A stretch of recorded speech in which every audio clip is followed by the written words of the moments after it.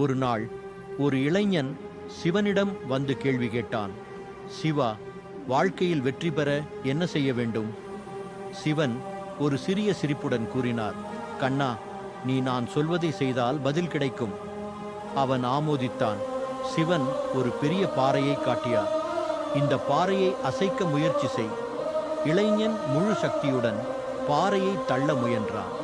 ஆனால் அது அசையவில்லை. அவன் மீண்டும் முயற்சித்தான். நாள் முழுவதும் மீண்டும் மீண்டும் முயற்சித்தான். ஆனால் பாறை அசையவே இல்லை. இளைஞன் கை தள்ளிவிட்டு தோல்வியுடன் சொன்னான், சிவா, நான் இந்த பாறையை அசைக்க முடியவில்லை. சிவன் சிரித்தார் மற்றும் சொன்னார், நீ முயற்சிக்காமல் கைவிடவில்லை. அதுவே வெற்றிக்கான ரகசியம். இந்த பாறை அசையவில்லை என்பதற்காக நீ தோல்வி அடைந்து விட்டாய் என்று அர்த்தமில்லை. முயற்சி செய்ததன் மூலம் நீ என்னை கேள்வி கேட்கும் போது இருந்தவனுக்கு விடையில்லை. ஆனால் இப்போது நீ மேலும் வலிமையானவனாக மாறிவிட்டாய். வெற்றி என்பது நடப்பதல்ல, அது உருவாக்கப்படும். அந்த வார்த்தைகள் இளைஞனுக்கு நம்பிக்கையையும் விடாமுயற்சியையும் அளித்தது.